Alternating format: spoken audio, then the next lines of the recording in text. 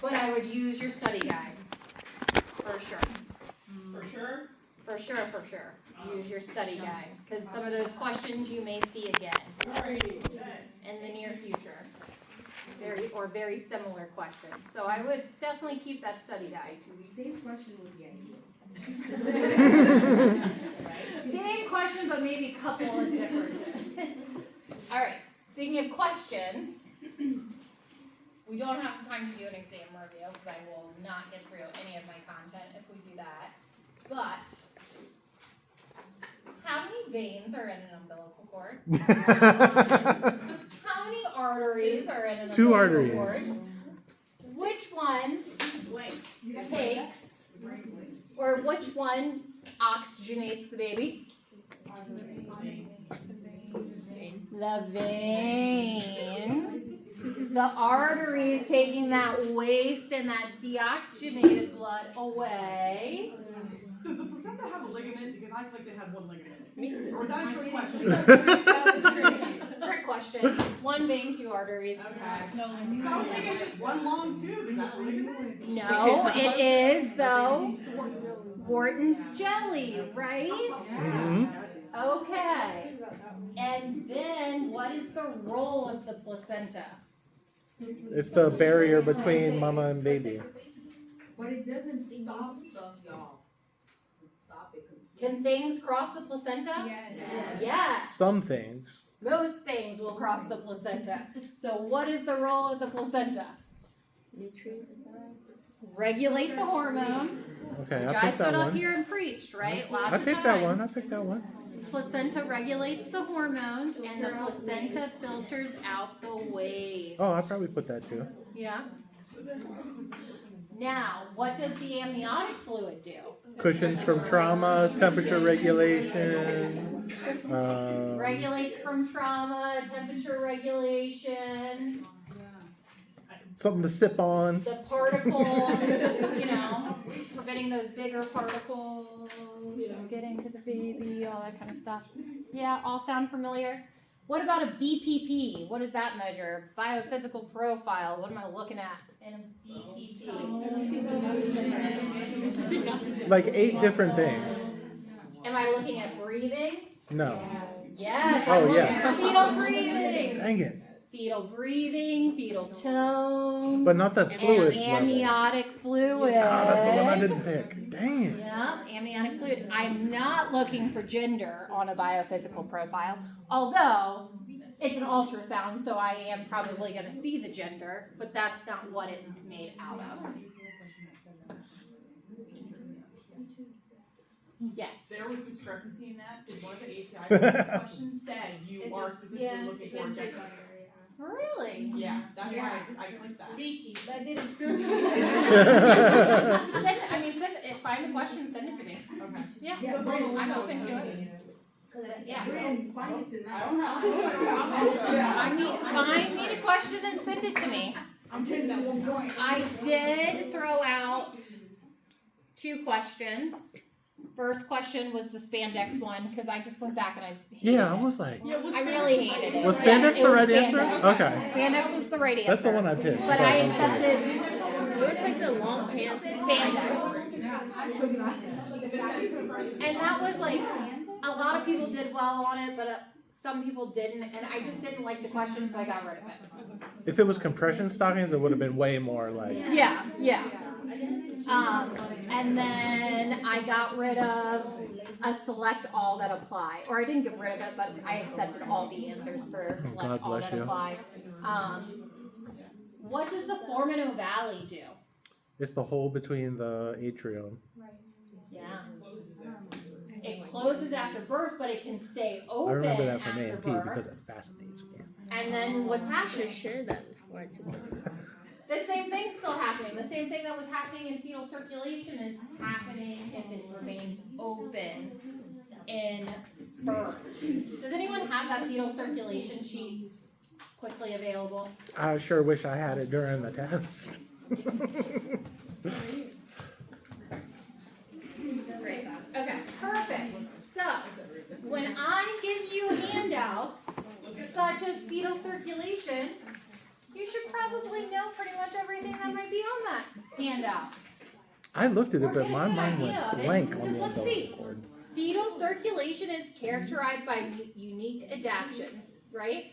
And then fetal blood vessels. The fetal umbilical cord is composed of one umbilical vein and two umbilical arteries. Almost the first thing on this page. Exam question. I looked at that. I'm not lying. Then it tells you the difference between the adult and fetal circulation. And then right here, Coronal Valley shunts the blood from the right to the left atrium, bypassing the lungs.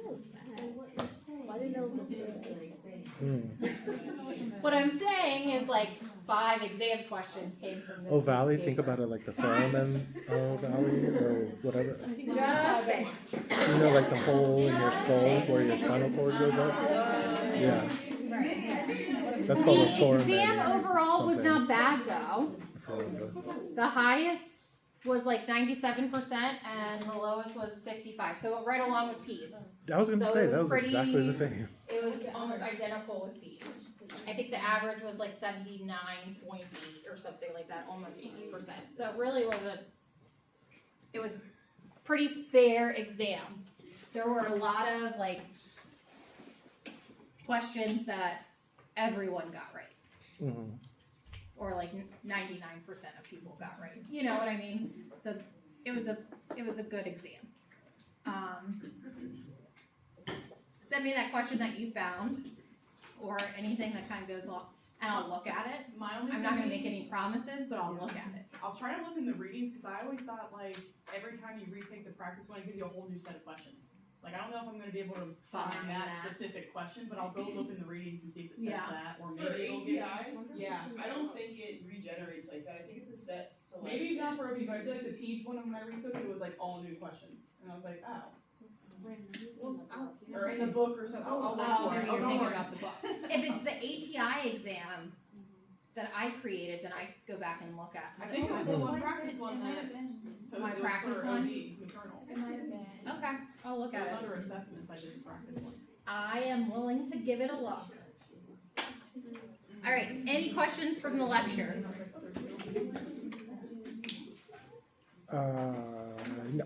I will never do another recording. I hated it. It's awful. I loved it, it was good, it was great. I hated it. I hated it. My 2-hour lecture turned into a 7-hour day. It took way too long. Way too long. But that was just your first time. The next time it'll be 5 hours. Maybe. I don't know, but. And then like I don't want to go back and listen to myself. So if there's screw ups in it, I won't know about them because I didn't go back and listen to anything. Because I can't sit and listen to myself.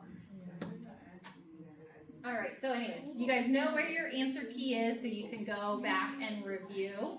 I'll put your 5 points in for your study guide.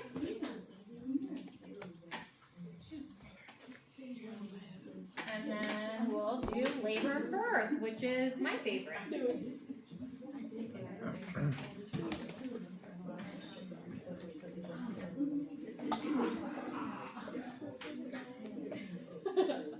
How did the med-surg exam go? Better than PEDS OB. It was alright. Alright. Could have been better. Could have been worse. I feel like the second exam is always better. The problem Maybe not was, easy, but just better. I just wish we were testing on like what the tests were for and not like what the week of like the test of like what the AFP like what is the test for? Because I can tell you that, but like what is I know I messed this too up because I thought okay this one comes earlier than this one and that's what was like my biggest, Messed you up. Yeah. The weeks. Alright, noted.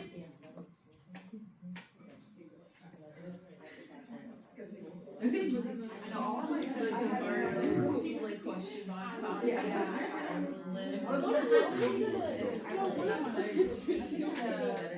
Alright, here we go. Alright, so for labor and birth, our objectives, you guys can read through them, right? I don't need to read through them. Perfect. Alright, so labor onset. What's happening? when our body goes into labor. You're having a baby. It's what? The membranes break and then Membranes could potentially break. Not always though, right? Contractions. Contractions. We're gonna have contractions. pain. What's happening to our hormones?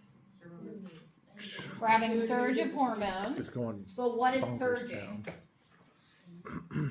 down. Not progesterone because that's Not progesterone, right? So it's Probably relaxing because it's, Estrogen is going to increase, progesterone is going to decrease, and that's going to facilitate uterine contractions. And then also our oxytocin receptors are going to increase. oh, that's right. They give oxytocin Yeah. and it And- can give birth. So the Induce.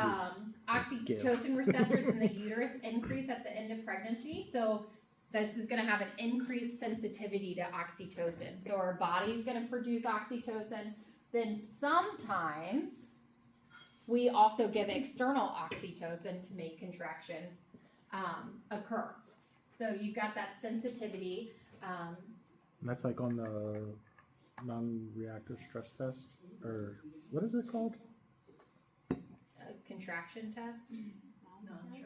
Non-stress test. There we go. Oh. I was like, non-reactive. No, that's a result. Non-stress, Non-stress yeah, test. non-stress test. Yeah. If you're not getting the movement, right? Yes. Mhm. Yeah, if you're not getting movement. So our estrogen is going to increase our myometrial sensitivity to that oxytocin. Oh, okay. Increased levels of oxytocin in the maternal blood in conjunction with increasing fetal cortisone levels or cortisol levels increase the synthesis of prostaglandins, which result in uterine contractions. That increase in prostaglandins also, That's an inflammation thing, right? Like prostaglandins. Inflammation marker. yeah, increases those contractions, helping to soften the cervix, ripen the cervix. Uterine contractions have two main functions. What are the two main functions of uterine contractions? Get the baby out. Push the baby out and dilate the cervix, right? So we're gonna push the baby out and we're gonna dilate the cervix. So that uterus is stretching. We're going through a little bit of progesterone withdrawal and having that increase in estrogen, increased release of prostaglandins. And then two terms that you may hear are labor induction and labor augmentation. So labor induction is going to be someone who is coming in and needs to be induced. Their labor needs to be induced for a multitude of reasons. It could be their post-term, could be their gestational hypertensive, it could be their gestational diabetic, whatever it may be. Whereas an augmentation is someone is already in labor, but we need to augment them somehow. Maybe they're 10 centimeters and their water hasn't broken. Well, we're probably going to break their water for them so they can have a baby. That would be augmentation. Or maybe they have been in the hospital because their water broke and they've been there for 6.5 hours and they've made 0 cervical change. And we need to get this show on the road a little bit. We would start oxytocin and augment their labor.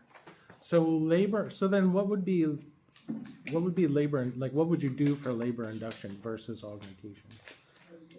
It depends. It depends on their cervical dilation, right? So if somebody comes in and they're 4 centimeters dilated and they're naturally contracting, I may just go ahead and start Pitocin on them. But if they come in and their cervix is thick, firm, and not dilated at all, then I'm probably going to need to give them some prostaglandins, so medication like Cytotec or Cervidil, to soften and ripen that cervix.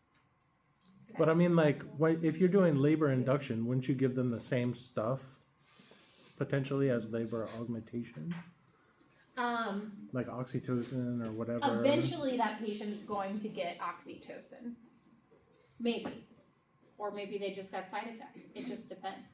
When I was induced with my first one, I got 2 doses of Cytotec and that's it. So I didn't have to go. So labor To augmentation Pitocin. means you're already in labor and we're doing. Okay, that's what I was looking for. Yes. Labor augmentation means you're already in labor and we just have to help you get there.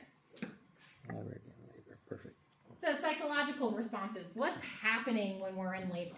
Well, we're gonna have an increased heart rate, increased cardiac output, increased blood pressure, right? Our body's working hard with these contractions. We could even have an increase in temperature, just slightly. Because again, our body is working in overtime. We're gonna have an increase in white blood cell count.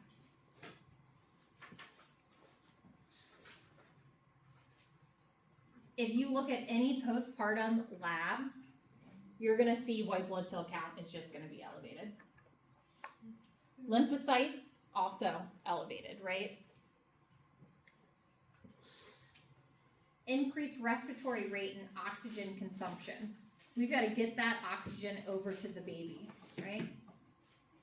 We might have some decreased gastric motility and food absorption and decreased gastric emptying, which might result in nausea and vomiting towards the end. Fetal heart rate. Periodic fetal heart rate accelerations and some slight decelerations. What causes accelerations in the baby's heart rate? Contractions, Maybe. movement. Movement's going to cause those accelerations in the baby's heartbeat. Decelerations are because we're taking some sort of oxygen away from that baby, right? Whether it's a cord compression, placental insufficiency, whatever it may be. Think of a baby, or let's not think of a baby, I guess that's kind of morbid. Think of a person is taking you and dumping you underneath the water over and over and over again, right? Well, now I have the baby. With typical labor contractions, if they're every 3 to 5 minutes, you get dunked for a minute and then you can come back up and you have some time to recover, right? But let's say a patient's contracting a lot and you're dunking for a minute, coming right back up for 30 seconds and going back under. You're gonna get tired real fast, right? Mm-hmm. And those oxygen reserves that you have are gonna deplete really, really fast. So that's when you can sometimes see some of these slight decelerations in that heartbeat. And why you need that bigger increase in oxygenation. So with those contractions, we're also gonna have a decrease in circulation and perfusion. Decrease in fetal breathing movements, because a baby's practicing breathing inside the womb. But when you're in labor, it kind of slows down. Decrease in fetal oxygen pressure and decrease in the partial pressure of oxygen. So signs of labor. Well, cervical change, right? Whether that is the consistency of the cervix, like has it softened, is it firm? Is the cervix effaced, so thinned out, or is the cervix dilated? Changes to the cervix can occur 1 month before delivery or even 1 hour before delivery.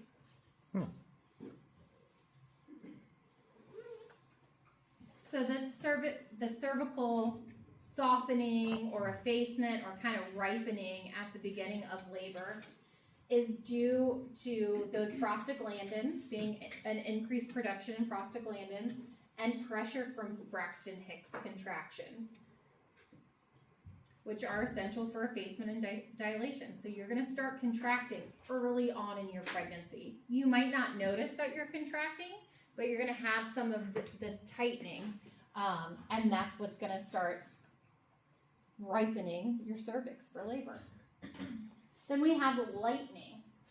Lightening is the drop of the baby. So you're gonna relieve that pressure from your diaphragm. You're gonna be able to breathe better. You might feel a little bit more comfortable. But at the same time, you might have other side effects such as increased urge to urinate, That's why you have the third trimester. Increased edema to your lower extremities because of the decrease in venous flow back up, right? You're gonna have lower back pain. The lightning is that fetal presenting part really descending into the pelvis. So whatever that fetal part may be. We've got increased energy levels. This is also known as nesting. I know before I had Ella, I decided, it was the day before I went into labor actually, I decided my whole couch needed to be cleaned. So luckily my couch has zippers on all the cushions, so like I was able to take the back cushions off, or the covers off of that, the bottom cushion covers, took everything off, washed everything, got out my carpet shampooer and did like the sides, and then I did my rug, like just went crazy cleaning my house. My husband's like, what's wrong with you? And the next day I went into labor. Wow. Yeah. Bloody show. So bloody show is also known as the mucus plug.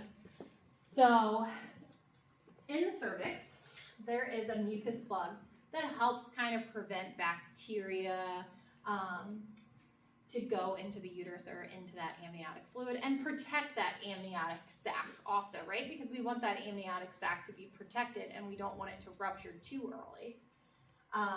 So that mucus plug kind of sits in there, and before labor occurs, it normally is expelled. Mucus plugs can kind of be yellow, blood tinged, white. They're thick, kind of snot-like.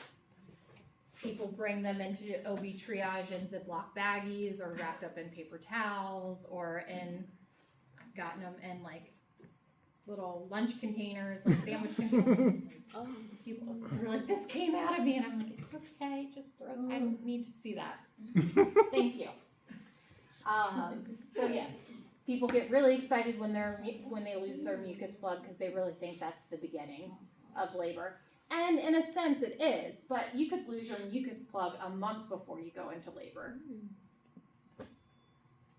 Braxton Hicks contractions, these are those practice contractions. So they are getting your body ready to have this baby. They're eventually going to become stronger and more frequent, tightening and pulling sensation on the top of the uterus or the abdomen or the groin. They're going to gradually spread downwards before relaxing. These contractions are irregular and can normally decrease with hydration, resting, position changes, or walking. So you can stop these, a Braxton Hicks contraction. And then we have spontaneous rupture of membranes. What does that mean? Is that the same thing as premature rupture of membrane? Or different? Well, yeah. I mean, Okay. it is this. Your membranes are rupturing, so that amniotic fluid is rupturing.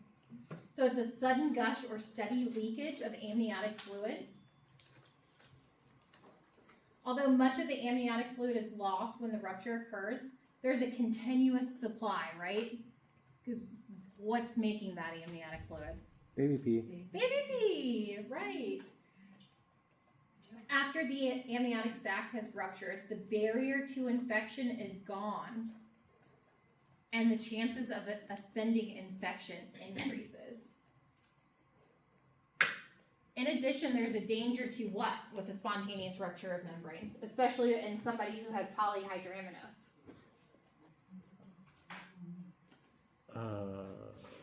In addition to infection, is that what you mean? Mm-hmm. With a rupture of membranes, someone who has polyhydramnios, what might I worry about? Dehydrate. What about the cord? Prolapse cord, right. So that means that cord falls down into the vaginal canal, right, before the baby does. And that baby kind of plugs over top of that umbilical cord. Is that an obstetrical emergency? Yes. Yes. What's the nurse doing? Holding that baby up, right? So if I'm the nurse who found that prolapse cord, let's say mom's water broke and She's been on the fetal heart rate monitors, and I see the heart rate just start to decrease. And it's staying down. And I'm like, oh gosh, her water just broke. Let me check her cervix. And I check her cervix, and I feel cord. I'm gonna press my staff emergency button, keep my hand in her vagina, and I'm gonna push up on that baby's head, and I'm going for the ride of a lifetime on that stretcher back to the OR with my patient. I'm in between her legs, holding that head up off the cord. Lots of fun. Lots of fun. So we'll talk more about prolapse cord next week. Which type of amnio? Polyhydramnios. Too much fluid. And then too little fluid is what? Oligo. Oligo. Mm-hmm. So, true versus false labor. The go big or go home. Sometimes women come in and they say, I'm in labor. I'm contracting every 3 minutes. And I check their cervix, and maybe they're 1 centimeter, but they were 1 centimeter in the office 2 weeks ago. So I say, okay, well, you're only 1 centimeter. We're gonna watch and see what happens. So I check them again in 2 hours. They're still 1 centimeter. You are not in labor, and you get to Go home. go home, right? Because what is true labor? 10? I need to have cervical change, right? I need to be ruptured. I need to have some sort of cervical change. Now, if a patient comes in at 7 centimeters, obviously they're in labor, they're staying. They've gone big, so they're staying, right? But if someone comes in 1 or 2 centimeters and they're not quite 39 weeks, I'm gonna watch them. So true labor may start in your lower back and lower abdomen and cause pressure in your pelvis. It may feel like intense menstrual cramps, and they may get closer and stronger together. They are not going to stop. So whether I hydrate, I rest, I go for a walk, whatever I do, they're just gonna keep coming, okay? Whereas false labor is going to feel like a mild menstrual cramp. They're uncomfortable, but they're not going to make you stop in your tracks, right? True labor contractions, when you're having a true labor contraction that's intense, you're probably going to have to be bent over and breathing. You're not going to want to talk to people. You're not going to want to eat anything. You're probably not going to want to look on your cell phone and scroll Facebook, doom scroll. Like, you're not going to want to do any of that stuff with true labor contractions. So again, those true labor contractions are aiding in the moving the cervix from a posterior position to an anterior position, and they are softening, effacing, and dilating that cervix. So my cervical change, if I'm checking a cervix, maybe it was something as simple as when I first checked her cervix, it was so posterior that I could barely get to it. But now the cervix is anterior. That's actually some cervical change. Maybe not necessarily change enough to stay, but it could be the start of something early. I would maybe think that I'd see that patient back.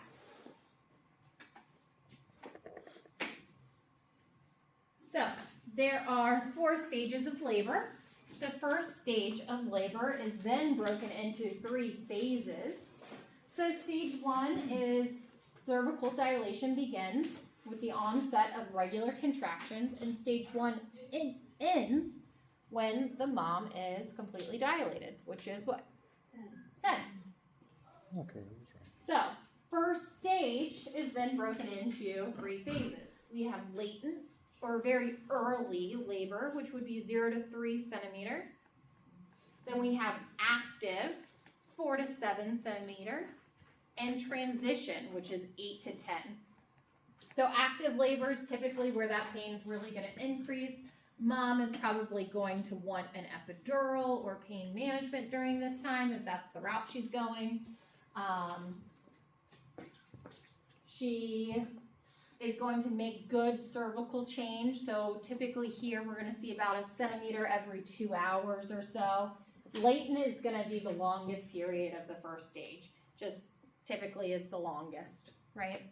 Transition is when we're gonna have that surge of hormones, so you may see mom shaking, uncontrollable shakes, which is normal. Might have some nausea and vomiting in that transitional stage. Might be more emotional, right, because of that surge of hormones. Then we have second stage, and this begins with complete cervical dilation and ends with the delivery of the fetus. Third stage begins immediately after the fetus is born and ends when the placenta is delivered. And then fourth stage begins after the delivery of the placenta and continues. This says for 1 to 4 hours after delivery, but average is about 2 hours after delivery. And your other handout has the 2 hours, I believe. So, TL is a 22-year-old G3P2 at 39 weeks who presents to OB triage reporting mild contractions all day.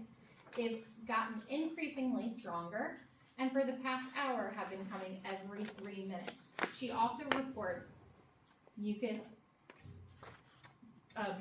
bloody discharge, but denies loss of fluid from her vagina. As the nurse, what's your assessment? Check the cervix. Okay.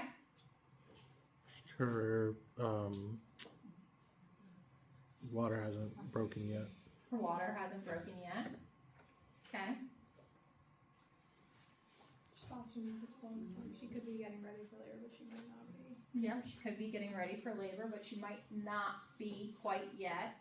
But they've gotten increasingly stronger over the past hour and have been coming every 3 minutes. It's also her third baby. Walk around a little bit. See. It's also her third baby. Yeah. So Oh, at this well, then you point, believe her.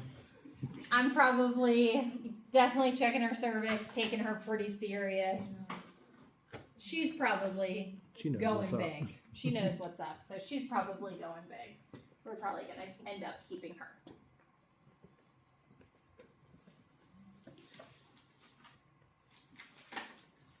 So nursing management of that first stage of labor. Patients obviously see their OBs throughout their whole pregnancy, right? So they do come to the hospital with a good health history, right? We have a stack of prenatal records for everyone in that attends the local OBs here in Frederick County. And they send us their prenatal records. We can access them electronically as well to find information, right? So like their EDD, estimated date of delivery. Some patients will know it, some may not. What their LMP is. So we refer to those prenatal records a lot to get maternal health history, okay? Because part of her patient's admission to labor and delivery will be the maternal health history. We're also going to be assessing for any fetal movement. Have you felt the baby move today? If you haven't, when was the last time you felt the baby move? Is it less frequent than what it normally is? Any signs of labor, like the mucus plug? Are you having any vaginal bleeding? Are you having any discharge of fluid? Parity gravida and previous childbirth experiences, getting that history from them. Time frame of previous deliveries. How close were your previous pregnancies? Characteristics of contractions. How intense are they? How frequently are they occurring? Bloody show and membrane status. Have you ruptured? We're also going to be assessing support systems. Like, do you live in a house or an apartment? Do you have adequate heat, electric, refrigeration, plumbing, phone, transportation, all of those kind of things. General measures, we're going to obtain that admission history, maternal health history, check results of routine laboratory tests. What are some routine laboratory tests that we might do on a pregnant patient or that we're going to look for when they get to the hospital? Progesterone estrogen levels. Maybe. Would you double check the RH? Okay, RH, so their type and screen. I definitely want to know what that is. And yes, I'm going to double check it. What else? CBC, Group B strep. Group B strep, Group B and Oh, strep. yeah. Also want to know their HIV status, their hepatitis B status, syphilis, measles, mumps, rubella status. Okay, good. So if a patient does come in ruptured, a couple things that I want to make note of is color, consistency, amount, and odor. Color, amount, consistency, and odor. Fetal heart rate should be, if we can break water ourselves, or water may break on its own, but if it does either or, we should be having a idea of what fetal heart rate is like pre-rupture membranes and then monitoring it immediately after, right? Because we do have that risk for that prolapse cord. So if I have a patient that's off the monitor, her water breaks in labor, I'm gonna get her back in the bed and check that fetal heart rate. Wait, the color consistency of everything is related back to If her water breaks. Yep.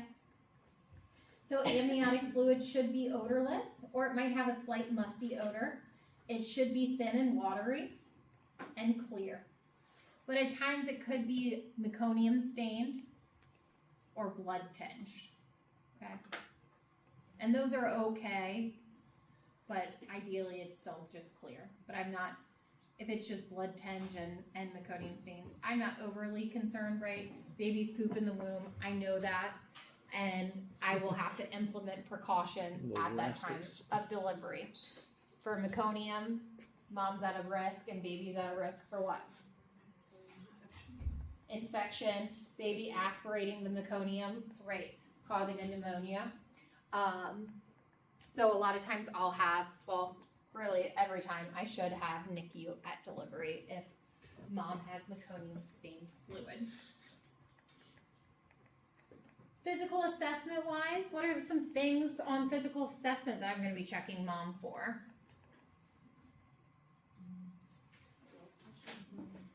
Blood pressures and vital signs, right?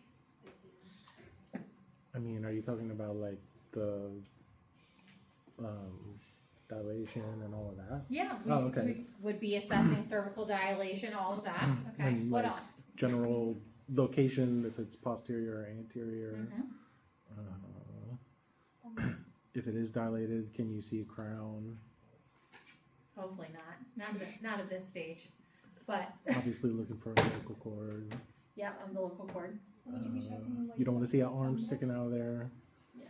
Do you want to see what? Like, would you be checking their fundus? Or not here? Yeah, we Yeah. could be for position of the baby, feeling for Mm. position of the baby. But we're still going to do those normal assessment things too, right? Like listen to the heart, listen to the lungs, right? We still have to do a full physical assessment on her. We might be doing fetal height measurements, and we know what about fetal height measurements? 1 centimeter per week, right? Oh, that's the same thing as fundal height? Mm-hmm. Oh, okay. Fetal height, fundal height. Okay. Yeah. We're also going to be monitoring the fetal heart rate and the uterine contractions. We're going to be monitoring pain levels. On labor and delivery, we actually document 2 different types of pain level. So we're not supposed to ask mom what the pain is on the contraction, right? We do a coping or not coping scale for labor. Is mom coping or is she not coping? And it's pretty easy to tell if mom's coping or not coping. But then we do numerical pain scales for other pain. So if mom has a headache, if mom has wrist pain, that's when we're going to do a numerical scale. But we are not going to do a numerical scale for labor pain. So with like, in order to assess for other pains, when you're doing the coping, not coping, are you experiencing any other pain elsewhere besides like the pelvis and like that's where the questions you would ask? Yep. To then go into the 1 to 10. Yep. Okay. Exactly. Are you, other than your contractions, are you having any pain anywhere else? Oh yeah, I got a headache. Okay, tell me about it. You know, Okay. would you say on a scale of 0 to 10, is it 0 to 10? Yeah. Okay. So of course, again, we're doing our fetal assessment.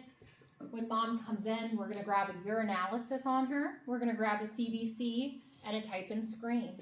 Those are our 3 main labs that we are gonna get. We're also, at Frederick at least, we're also gonna get a urine tox screen. All of our patients get a urine tox screen anytime they come into labor and delivery, whether it be OB triage or coming in for actual labor. Again, hopefully we have their prenatal, so we have these labs. But if it's a patient who, let's say, had no prenatal care, I'm also going to check for syphilis, hepatitis B, GBS screen, HIV. With GBS screen, that's a culture, so it's gonna take 72 hours to get back, right? So most of the time for GBS, if it's an unknown patient, I'm gonna treat them. Bless you. Can you say what your routine ones were again though? I know the urinalysis. Urinalysis, CBC, and a group type screen. Oh, okay. So they're blood type. And then at Frederick, we do a urinalysis, or a urine tox screen on everybody. So, first stage of labor, vital signs can be anywhere between 30 and 60 minutes. I'm doing a lot of vital signs. And then sometimes when they get into active, it may be every 15 minutes. Okay? That includes respiration. So I have to go into that room every 15 minutes and get those respirations. Temperature is expected every 4 hours, but if they're ruptured, I'm going to be doing it at least every hour, right? Because they're at an increased risk of infection. Contractions, I'm going to be monitoring every 30 to 60 minutes. So that's going in, documenting on the strip. I mean, I'm constantly watching for contractions and fetal heart rate. I tell my patients I'm like basically a baby stalker. I'm just sitting out there like stalking the baby because that's what I'm doing when I'm not in the room. Fetal heart rate. I'm supposed to be documenting every 15 to 30 minutes on the fetal heart rate tracing. Vaginal exams are really dependent on your provider. Some providers like to do their own. Some providers are good with nurses doing them. And it's a big nursing judgment thing too, right? Obviously, if a patient's ruptured, I don't want to check them too frequently because checking them too frequently is going to increase their risk for infection. So it's probably going to be about every 2 hours or so that I may check them. And then of course I'm assessing my patient for behavioral and social issues, right? Making sure they're coping okay. Yeah, Lauren? Did you want us to know the differences between the latent phase and the active, like all the parameters for the different? No, just the chart basically. This chart? No. Okay. No. This is just like general information. Okay. No, you don't Could need you to get get specific into that. that infection that quickly? Like, say they come in and they haven't ruptured yet, Yeah. and like in that amount of time. Okay. Yep. You can get infection very quickly. Good question. Kids and pregnant people. That's crazy. All right. So, vaginal exam. We've talked a lot about effacement dilation. I think you guys pretty much know what that is. Important to know that your cervix has an internal os, so that internal opening, and the external os. So your cervix is a tunnel, right? So your internal side is going to be on that baby uterine side. External part of your cervix or external os is the vaginal side. So in this picture, your cervix is not dilated or effaced. It's nice, long, thick, probably firm, not dilated at all. We have now effaced 50%, so we've thinned our cervix 50%. Down here, our cervix is fully effaced, so it has completely thinned out. Your cervix gets pretty much as thin as a piece of paper. And that's going to make it easier to dilate, right? Because something that's thin is going to be easier to stretch out than something that is thick. Dilated about 7 centimeters there. And then we have a cervix that's fully dilated. Then we have fetal descent and presenting part. What do I mean by presenting part? What are we seeing? Hopefully it's a head. So whatever's coming out first.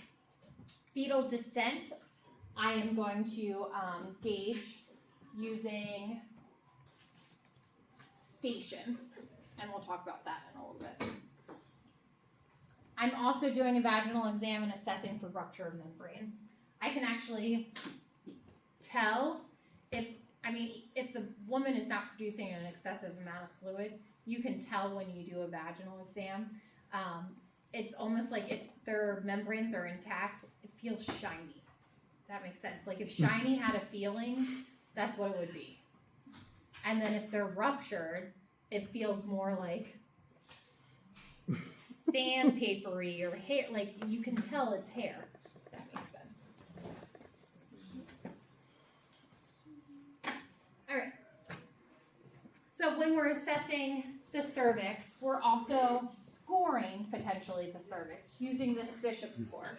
You do not need to know how to use this scoring system. This is just so you know, right? So the Bishop score is going to tell me the likelihood of success of a labor induction. So if a patient's coming in to be induced, I'm going to do a cervical exam, and I'm going to come up with a Bishop score using this chart. If her Bishop score is greater than 8, she's going to have a pretty high success rate with her induction. If her Bishop score is less than 5, she's going to have a pretty low chance of having a successful induction. So I'm basing this off of the cervical position. Is it anterior, mid position, or posterior? Cervical consistency, firm, medium, or soft. Obviously, I want anterior and soft, right, to be really successful. Effacement, how effaced, how thinned out is that cervix? The more points, the better. Dilation, 1 to 2, 3 to 4, greater than 5. And then fetal station, how is that baby engaged, right? You're never gonna see like 10 centimeter dilation with like 10% effacement, right? That's not okay. No. So this Bishop score is used, kind of bringing back to what you were talking about earlier. If a patient's coming in for an induction, what am I going to use, right? So if they have a super high Bishop score, like let's say they're anterior soft, greater than 8 centimeters, or 80% effaced, and they're 5 centimeters, and -1 station, I could start that patient on Pitocin. But if that patient is posterior, firm, 30% effaced, closed, and -3 station, I don't want to start her on Pitocin. I'm probably going to use some of those prostaglandin medications like that Cytotec or Servidil, right? So this is this is a tool that the providers use to determine what route they should go for induction.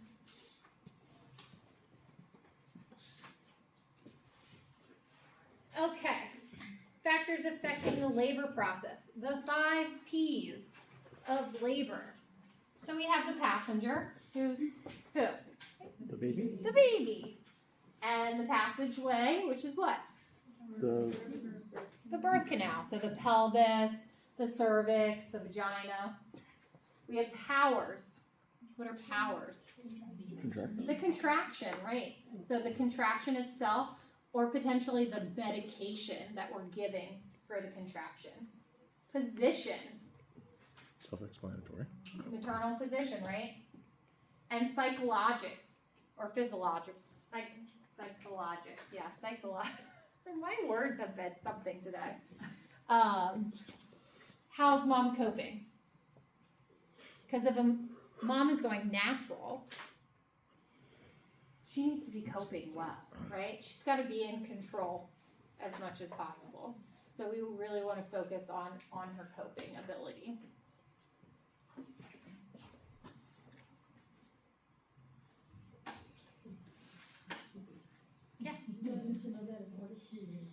that important to know in order? Not in order, no. But I would know your 5 Ps. What if you get a mom that like has had like the plan of having a natural birth the whole time, but isn't coping well, and like, do you, and like, but wants to do a natural birth still? Like, what is like the nursing process and all? It's just psychosocial support. Yeah, just giving as much support and trying to coach them through it so they can be successful, and just trying to manage their pain through different techniques. Yeah. And then of course, making sure they're well informed, right? Like, these are your other, it seems like you are having a really hard time dealing with the pain with contractions. These are your options. I know you might not want pain medication right now, but if it gets to a point, here are your options, There's like never a point where like, obviously they have their rights and their choices, but like to a point where you feel like they can no longer do it, and they would need something, or no? They just have to. They just have, I can't force anything on them, right? So at some point, they're gonna have to give in to that pain and spit this baby out, or decide on pain medication. Yeah. So our passenger is our baby, and our baby position's made out of, we take into consideration a few different things when assessing baby position. Fetal head, fetal attitude, fetal lie, fetal presentation, and fetal position. And I can tell all of these things by using a maneuver called Leopold's maneuver. Leopold's maneuver is a maneuver that's made up of 4 different things. I'm going to feel the top of the fundus for the presenting part there, which should either be a head or a butt, or maybe the baby's laying transverse and it's really nothing. But if I am feeling for a head, what should that feel like? Round, hard, squishy. Well, squishy, yeah, at this point. The head's gonna feel hard, right? If there's a butt up here, how do you think the butt should feel? Squishy and soft, right? So I'm gonna feel the top of her belly first to see if I can determine if it's head or butt. I was thinking the head would be more squishy because the fontanelles aren't closed yet, and they have those soft spots, but like they still kind of have a skull, so I guess it'd be harder than just pure skin. Yeah. Yeah. So feeling for head or butt up top. Then I'm gonna rub down the sides of her abdomen, feeling for the fetal spine, or fetal feet, hands, fetal extremities, anything, elbows, whatever, right? So it kind of could feel like nubby on one side, where the other side's gonna feel flat. The next maneuver is feeling above the pelvic bone, or above the suprapubic area, for the presenting part down there. So again, you should be able to feel something hard if the head is there, and then also determining if the head is kind of flexed or extended, which is a little difficult to do, but you can kind of gauge it. Which do you prefer? Flexed, Like this? Yep. Makes sense.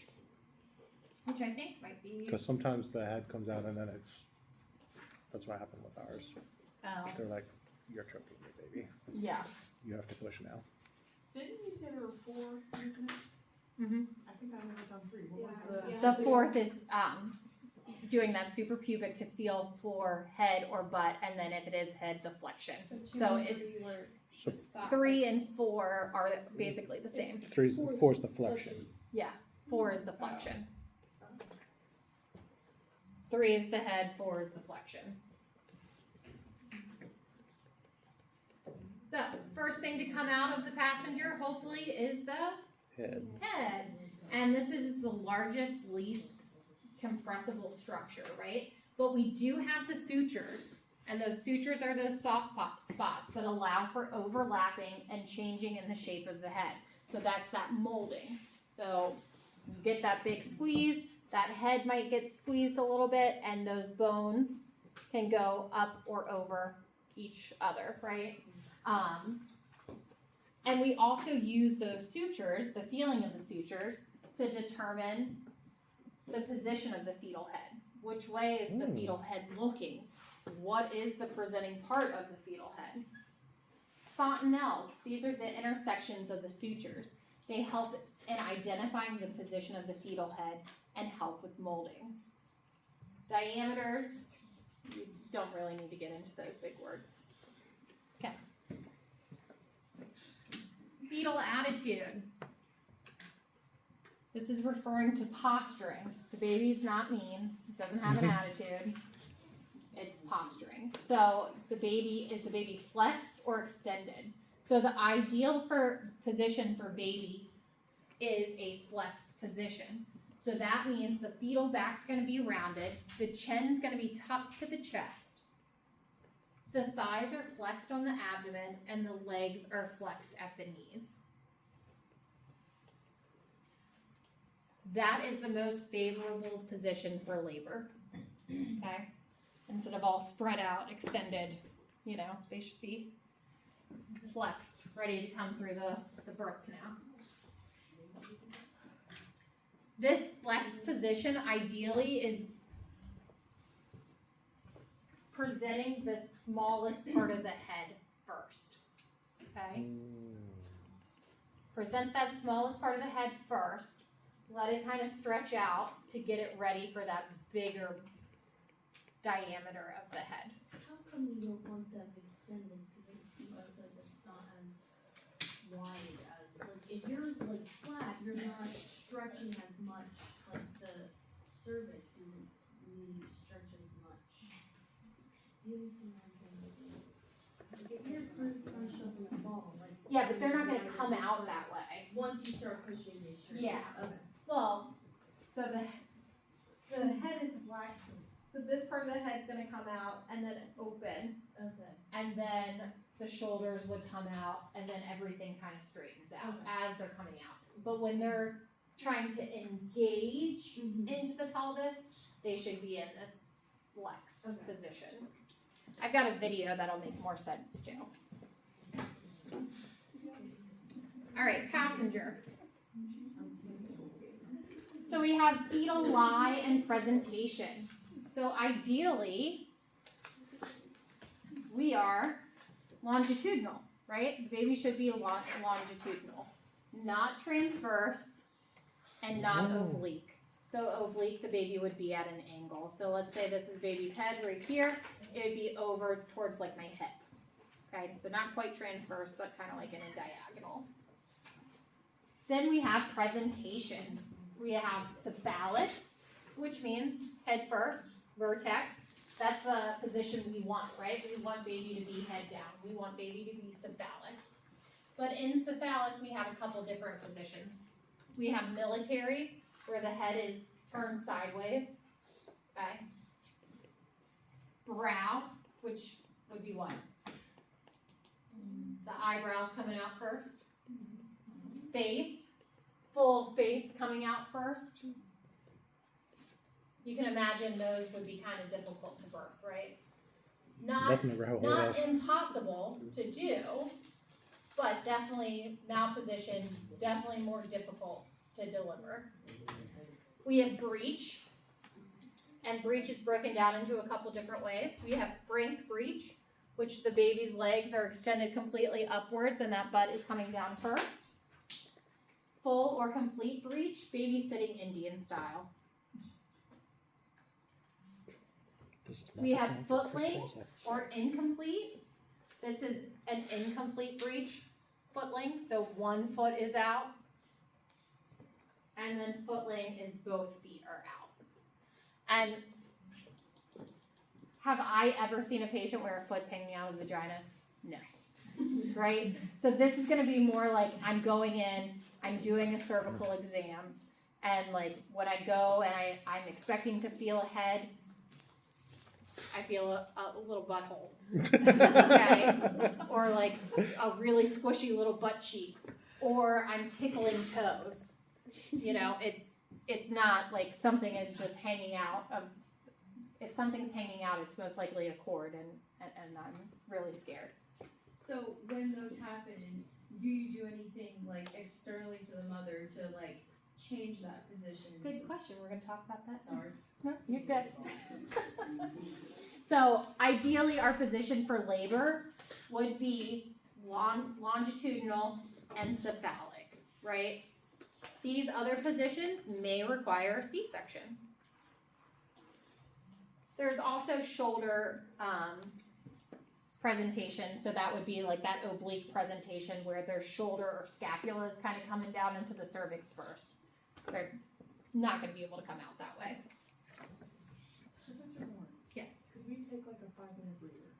Yes. I'm getting antsy. Okay. Yes. 5 minutes. What time does this class go Is on? nobody else thinking it or just me? I feel bad. I'm like, I'm like losing 250? 250. I'm losing interest. I was thinking Mm. this. I mean, I have ladies first. Yeah. Would it be a giant pain in your butt to tell me what my grade was on your test? Ooh. No. Oh. I'm gonna do something for all of you. I forgot about this. I discovered a really fancy button. Was it An the exam. emails? We all got emails about it. No, not all of us. Oh yeah, I did. I didn't. I was Saying talking my about grade. that. Yeah. Because I talked to Harrison about it. Uh-huh. She said that she'd never seen that before, but she may talk to you about it. That we all got emails about our grades. I didn't. Last semester. I didn't. Oh. Last From week. the- My